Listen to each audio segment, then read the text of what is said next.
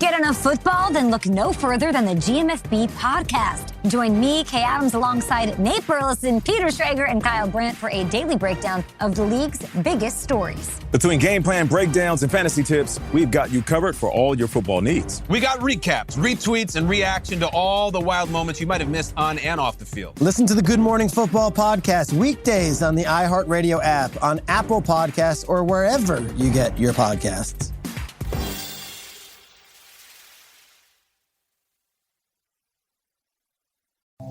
For decades, this area has been a hotbed for paranormal sightings. Jeremy!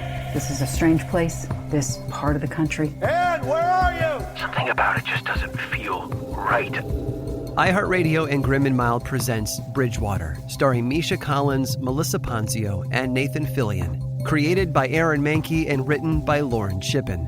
Listen to Bridgewater now on the iHeartRadio app, Apple Podcasts, or wherever you listen to podcasts, and learn more at grimandmild.com/Bridgewater. Hey, what's going on, guys? I'm Mike Yam. And I'm Aditi Kinkhabwala. We love football so much, we figured let's start a podcast and call it NFL Explained, where we just answer all the crazy questions we get about football all the time. There are a ton of those questions, Aditi. We can go through team names, like how the Buffalo Bills got their name, or who even came up with the Sky Camp, because that is actually a really cool idea. Answers to questions like that and more every Thursday. Come join us for the NFL Explained podcast. You can find it on the iHeartRadio app or on Apple Podcasts, basically wherever you find your podcasts.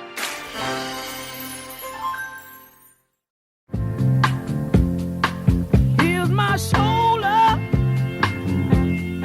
for you to lean on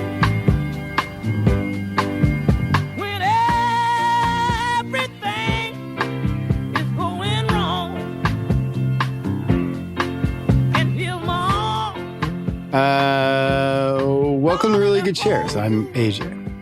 We're trying to expand the definition of recovery in this podcast. Like, drugs don't have to be the only thing that messed you up to qualify as a recovering person. Maybe it's booze or food or sex or a bad breakup or Bitcoin. Whatever's bringing you down.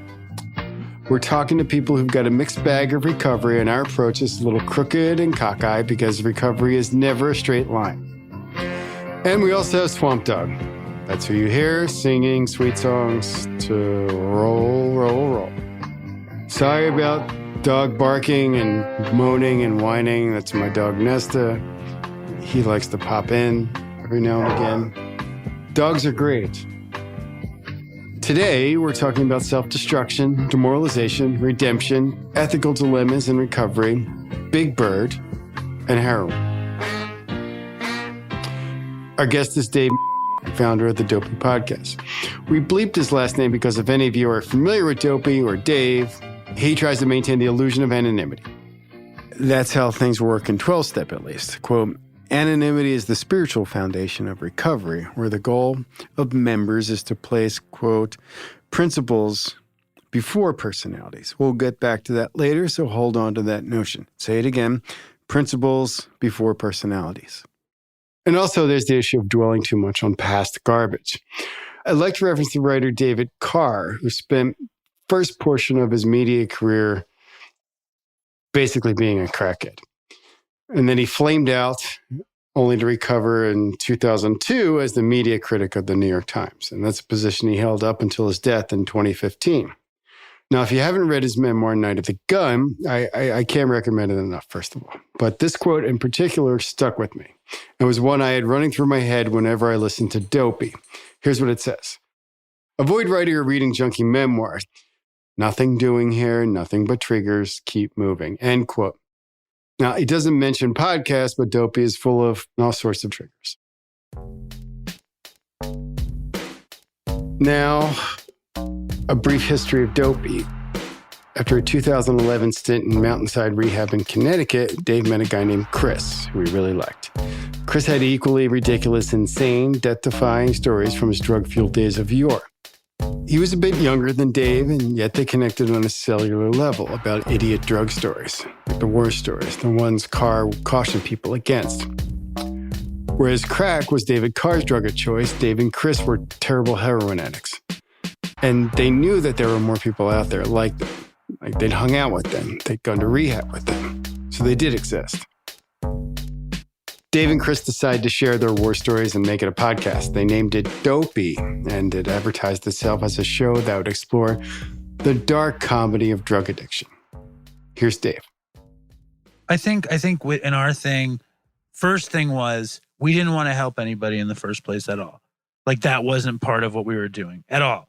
It was strictly to have a laugh and to be like renegades and to make fun of each other. And like, I didn't think anybody was going to listen. Like part of me thought Dopey was going to be the biggest thing in the world. And most of me thought it was going to be nothing. Their show was as immature as the concept. And the early episodes were just the two of them using GarageBand and speaking directly into the microphone on Chris's laptop. It was inconsistent, boorish, mostly offensive storytelling and bullshitting from two guys whose discernible talent was expertise on how to screw up your life. But they'd survived. Yay. That was the overarching theme of the show, that they'd both lived to tell these tales. All the hijinks and stupidity and overdoses hadn't taken them out. David repaired his relationship with the mother of his young daughter and began to raise a family, mostly by working as a waiter at Katz's Deli. And Chris had become a counselor and was on his way to get his PhD in psychology. There was hope for both of them. And my favorite thing to say about Dopey, and me and Chris would talk about it years ago, was if we made a show to make people get well or to help people, the show would have sucked and nobody would have gotten help. But if we made a show that was fun and entertaining, maybe the byproduct of the fun and entertaining would be that somebody gets something cool.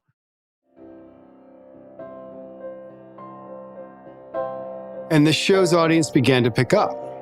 Dopey didn't become the biggest thing in the world, but it built an audience, a loyal, rabid one who called themselves Dopey Nation.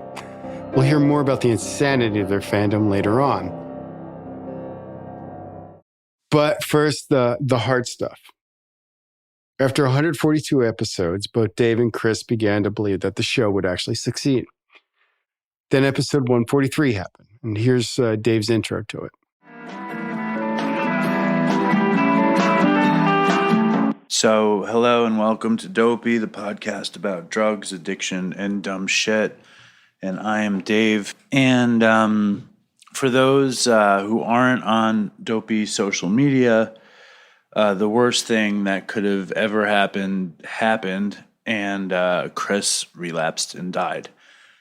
And here I am alone at my dad's with one microphone plugged into the mixer, with GarageBand open on my computer, recording Dopey, which I've never done. Every time we ever did it, Chris would record it on his computer, and I would be able to futz around. And now this is going to be very weird. It's going to be very weird, and it's obviously very, very, very sad. On July 24th, 2018, Chris's girlfriend found him dead on the bedroom floor of their apartment. The autopsy found fentanyl, booze, benzos, and coke in his system. He was 34 years old.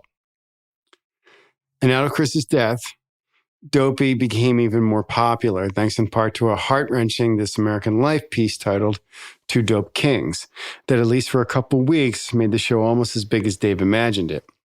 And that was weird for him. Well, Chris died, it made the show much bigger. And when he was alive, people would say, I can't wait till you guys relapse because it's going to be such a good show. And then he did relapse, kept it a secret, and then he died. But Dave's still here. He has survivor's remorse every single day. The third anniversary of Chris's death has just passed. But the show still goes on.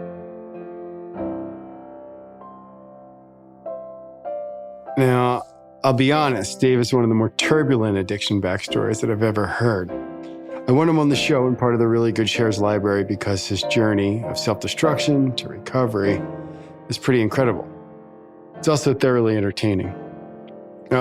His story lets us know how important it is to accept yourself as a real screw-up and embrace all the lessons learned during that time period. Even if it's one as ridiculously messy as Dave's. One with lost jobs, several rehabs, blown friendships, and blood. Lots of blood. Like at one low point, Dave was living in LA with some childhood friends. Not only was I such a terrible roommate, terrible employee, terrible addict, I was also terrible at injecting heroin. So I would miss a lot of veins, and I was also untidy. So there'd be tons of blood all over their bathroom. And it was fucking disgusting. And I didn't even realize that I was leaving the mess because I was too high. And eventually they kicked me out of their house because the bathroom was covered with blood. And as far as dopey stories go, that one's kind of tame. I mean, the show has so many more from listeners and guests and Dave himself. So today, I asked Dave to tell us one of my favorite ones and to talk about the ego problems that come up when you share stories like this to an audience.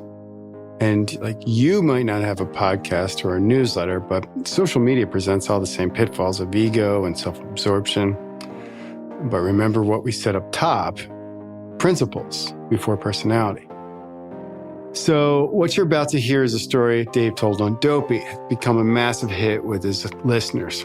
It's a complete contradiction to what David Carr instructed to, since it probably qualifies as a total junkie memoir bit. But I love it. It's about the time Dave had to dress as Big Bird for a children's party, and he was completely hopelessly strung out.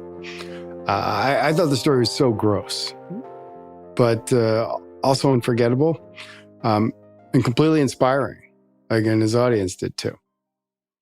So here's Dave's really good share.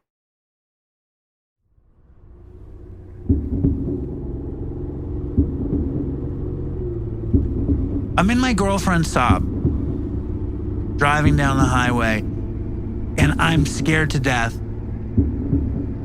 I'm driving in the middle of nowhere outside of Los Angeles around fields of, soybeans or sand, somewhere desert meets farm in the wilds of Temecula and other counties like that. And I don't know where I'm going. And I happen to be going to a children's party that I was hired to perform at. It has to be made clear that this happened 2005, 2006. And it has to be made clear that I was on crazy amounts of benzodiazepines, which are notorious for destroying your memory. I was on a huge dose of methadone, which also kind of addles your brain. And I was on heroin, which is never good for recalling an activity.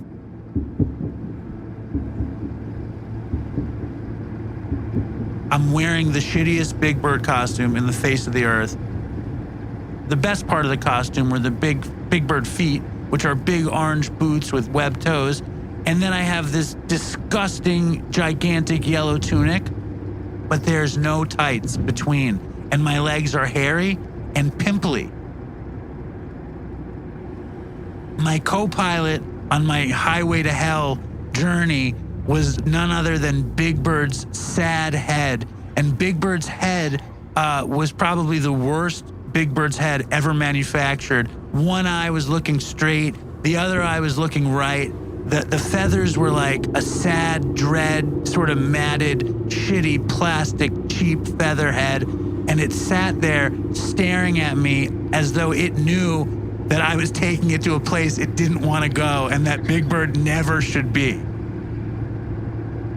The head was sitting on one of these old Los Angeles Thomas guides, which were these arcane maps. But like, I can barely read a map. And I'm late for a 7-year-old's birthday party, and I have no idea of where I'm going.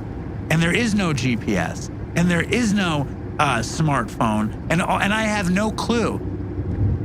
And I was so anxious that I wasn't going to make it. Then I was also just kind of half sad and half laughing to myself that this was my life, that I was this total drug addict going to play Big Bird at a child's party.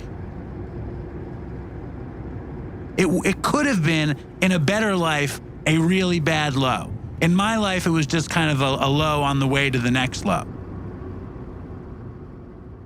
Because I'm a New Yorker, I waited to finally get to a light, and somebody pulled up beside me, and I said, "I'm lost. Can you please tell me how to get to this place?" And the guy just told me.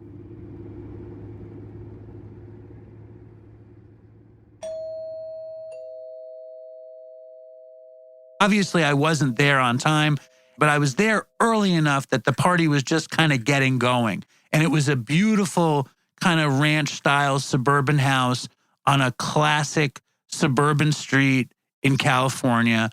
You know, I'm just a total mess, but they're kind as could be. They're not upset. They welcome me into their house. I tell them I got lost, and they accept it. You know, to them, everything is fine. To me, this is like a train wreck. And then I also stunk of cigarettes, which couldn't have been comforting to the family.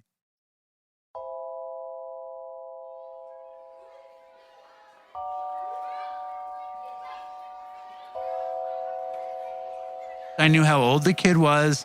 I knew that I was going to make balloon animals, of which I knew had to make 3. I could do a dog, a long-eared dog, which was a rabbit, a long-necked dog, which was a giraffe, and a sword. You know, I could do that. And I could be funny. You know, I knew that I could get through an hour and a half. They would play pin the tail on the donkey. They would play tag.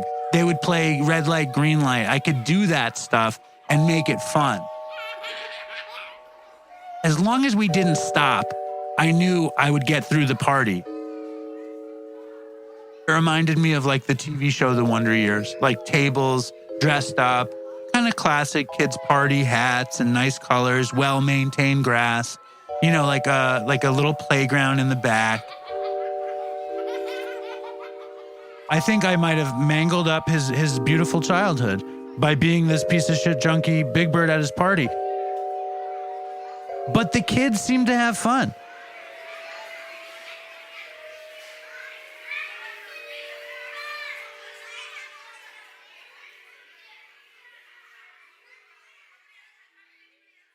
When it was over, it was such a relief that I had gotten through it. Like, I remember that feeling. And I also remember thinking, oh, that wasn't so bad. The mother, she says, come inside. I'll get you a glass of water. Have a seat. And I said, oh, thank you. I was so grateful. Like that she, you know, she wasn't like, you freak, you've traumatized my children. And she got me a glass of ice water. And I was like, this is the greatest ice water I've ever had. It was air conditioned and dark, and it was kind of the end of daylight in the house. And it was just like exactly as you'd expect, like beautiful, like kind of like mirrors on the walls and nice art that isn't too nice. And a lot of pictures of kids, oranges and greens, that pleasant sort of dull smell of air conditioning and cleaning products. A well-lived in, happy place. I think it was so much adrenaline with the children for the 2 hours and all the drugs in my system. All of that combined to me nodding out in their living room.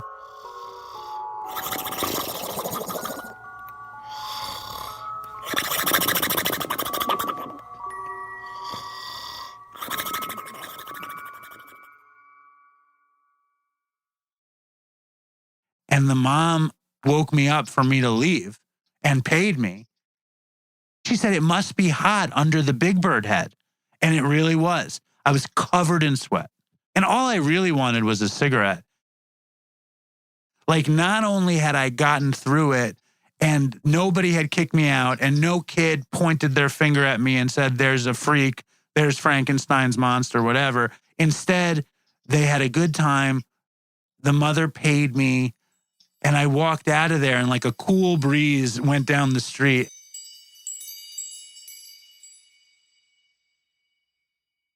I approached the car and I opened the door. And when I sat down, I felt like I made it. Like I survived. The weight of the world was off of me. And I put my key in the ignition and grabbed the cigarettes first. And I cranked the radio all in one motion like a kung fu movie. I drove away and I let those mountains in the distance kind of make me feel like I was going off into the sunset.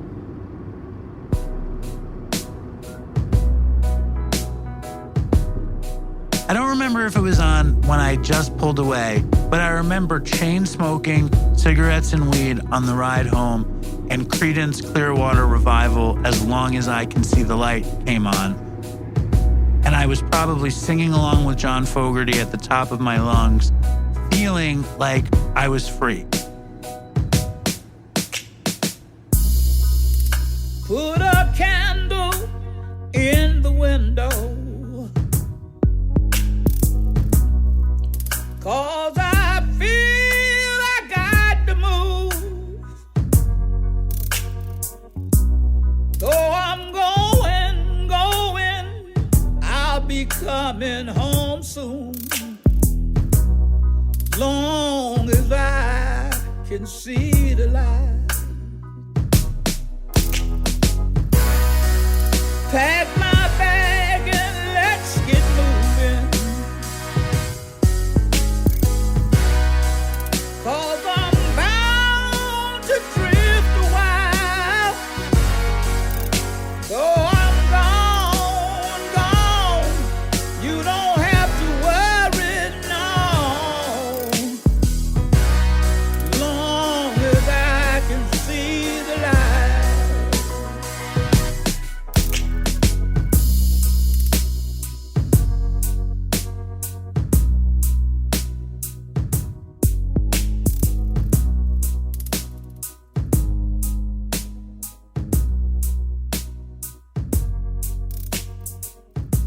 Least surprising news ever. Dave's account of being a doped-up children's mascot became one of the most popular ones in the show's history. And eventually it got merchandised by Dave. You can actually buy socks with a nodding out Big Bird with hairy legs smoking a cigarette in an armchair. But the socks weren't actually Dave's idea. The interesting thing about that is I didn't ask anyone to make the graphic. I had hired a woman to do a different graphic, and she did the different graphic, and her boyfriend was this crazy Dopey fan. And then I was waiting tables at Katz's, and I get an email, and I look at it, and it's this hand-drawn picture of Big Bird on a chair with the hairy legs, smoking a cigarette, and the smoke says Dopey, and I got the chills, and I was like, holy shit, it's inspired. And it wasn't my inspiration. That's why there's socks. That's why there's a T-shirt. And this isn't just late-stage capitalism. Dopey is a real deal thing. I mentioned Dopey's superfans, the Dopey Nation, and this is exactly what I'm talking about. It meant something to them. And when I put it on socks, everybody wanted the socks. And when I put it on T-shirts, that's the #1 selling T-shirt. It strikes a chord because I think they bond with all of those elements too, that it's this innocence gone bad and yet reclaimed in the redemption of recovery. I really think that's the thing. And at this point, like as AJ knows, there's people with tattoos of Big Bird with hairy legs on their bodies. And I'm like, I couldn't be more proud. They're getting tattoos. I mean, Dave's clearly doing something right.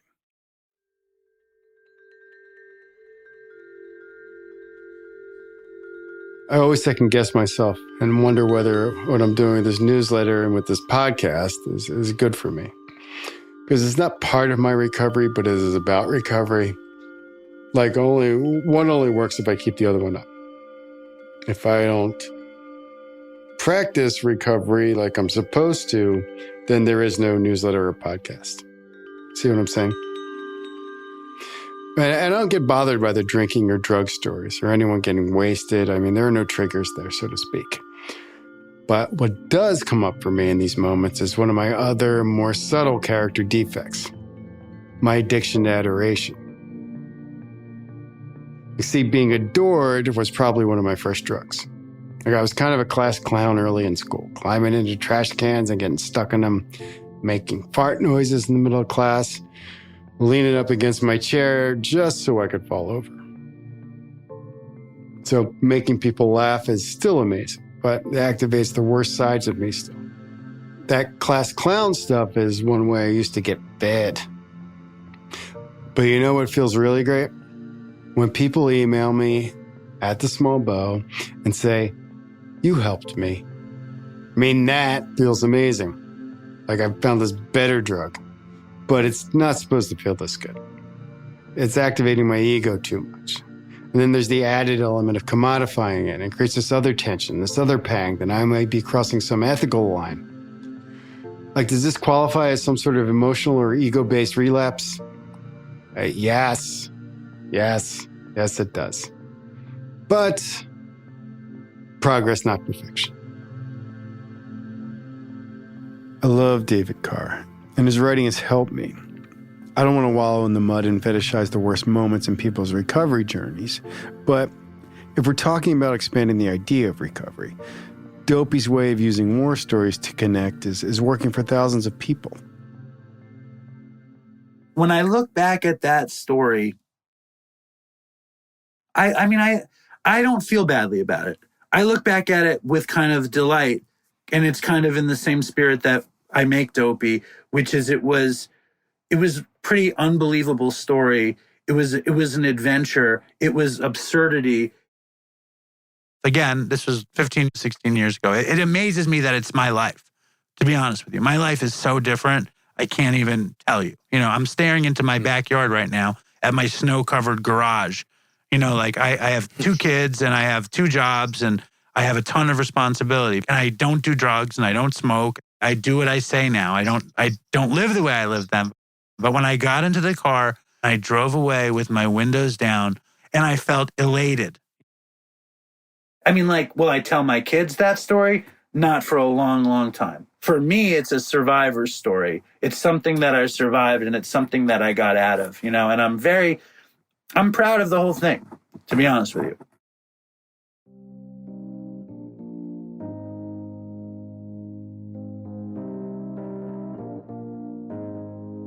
Dave's taken some of his worst moments and offering them to people who know what it's like to be there and don't want to forget how bad they felt. Like, to form a bond with strangers over the shared quest for survival that's what matters the most, right? And even though his original intent was not to help people, well, he failed. There are 14 people in the world with dopey tattoos who will tell you otherwise.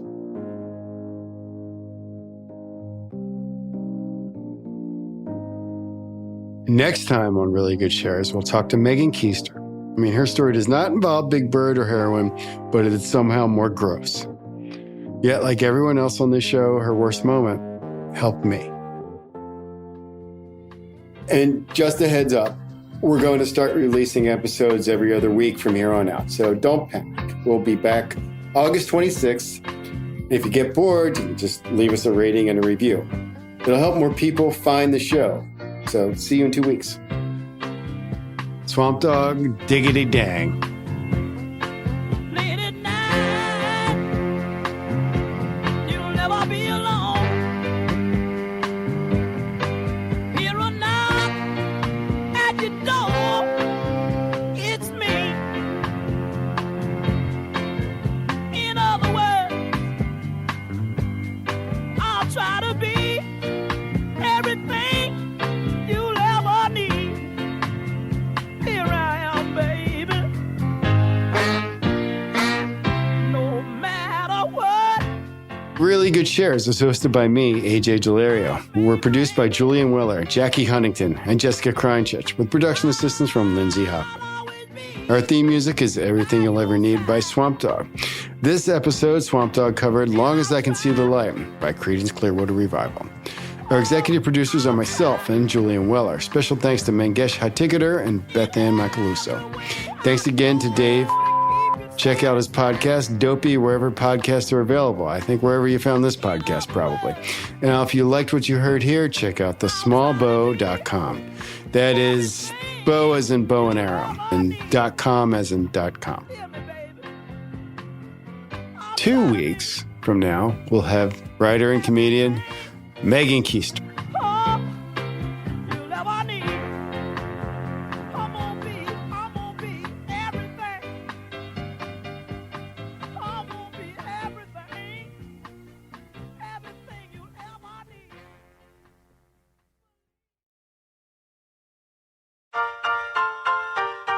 Hey, what's going on, guys? I'm Mike Yam. And I'm Aditi Kinkhabwala. We love football so much, we figured let's start a podcast and call it NFL Explained, where we just answer all the crazy questions we get about football all the time. There are a ton of those questions, Didi. We can go through team names, like how the Buffalo Bills got their name, or who even came up with the Sky Camp, because that is actually a really cool idea.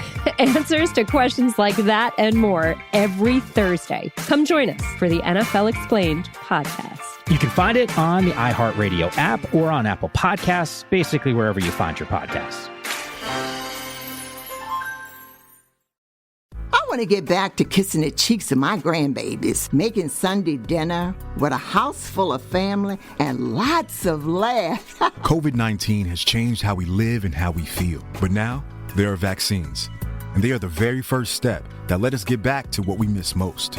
It's okay to have questions. Is it safe? Should I wait? Now, get the facts.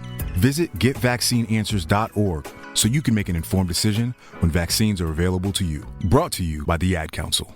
Don't miss out on the top stories from the best insiders around the NFL. I'm your host, Rhett Lewis, and on the NFL Inside Report podcast, I'll go around the league for in-depth analysis and storytelling with a multitude of exclusive NFL insiders getting unmatched access. Game recaps, the biggest news, and in-depth reports that take you beyond the headlines.